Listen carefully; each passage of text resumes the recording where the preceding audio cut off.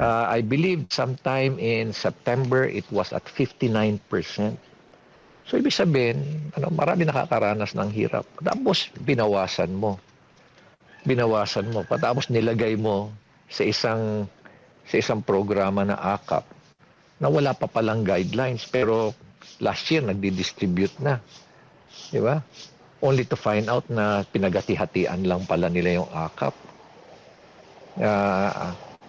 Nakakalungkot isipin na nandyan naman yung 4Ps. Maayos naman yan, may monitoring yan. Kaya nga natakikita natin, may nag-graduate na 4Ps dahil nga inaalalayan, may sistema. Tama ka eh. Maayos ang sistema, may monitoring system. Pero hindi ko talaga maintindihan, bakit mo babawasan yung DSWD, yung 4Ps program at ilalagay mo sa AKAP? Obvious na obvious, iisa lang ang kanyan. Maniwala ka sa akin na next year, kukunti na lang ang AKAP, AX. Bakit ngayon nila nilagay? Kasi election year. Kaya diyan mo lang malalaman talaga na election pa, para sa kanila lang. Pagati-atihan nila lahat. Ano pong masasabi nyo rito? Kasi meron tayong existing, matagal na ayuda program na may matino talagang guidelines, no? Itong 4Ps, no? Talagang pinag-aralan ito. Meron din itong batas at kung pagbabasahin mo, may sistema, kumbaga.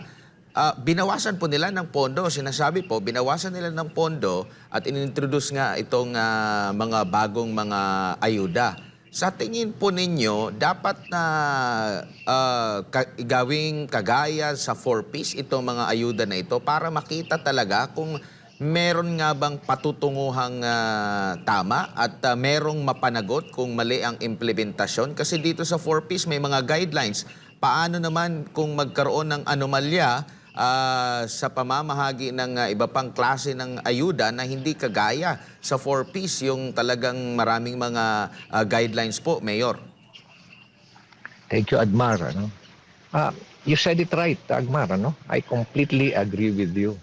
Nandiyan naman yung programa. Ito nga ang contradiction dyan eh. Di ba? Nakita mo ba yung latest na self-rated poverty natin ngayon for Opo, December? 63%. It's at 63%. I believe sometime in September it was at 59%. So ibig sabihin, marami nakakaranas ng hirap. Tapos binawasan mo. Binawasan mo. Patapos nilagay mo sa isang programa na AKAP na wala pa palang guidelines pero last year nagdi-distribute na. Di ba? Only to find out na pinagati-hatian lang pala nila yung AKAP.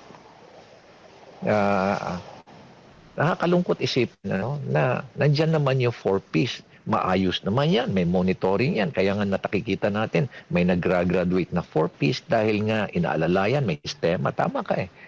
Maayos ang sistema, may monitoring system. Pero hindi ko talaga maintindihan, bakit mo babawasan yung DSWD, yung 4Ps program at ilalagay mo sa AKAP? Obvious na obvious, iisa lang ang kanyan. Maniwala ka sa akin na next year, kukunti na lang ang AKAP, AX. Bakit ngayon nila nilagay? Kasi election year.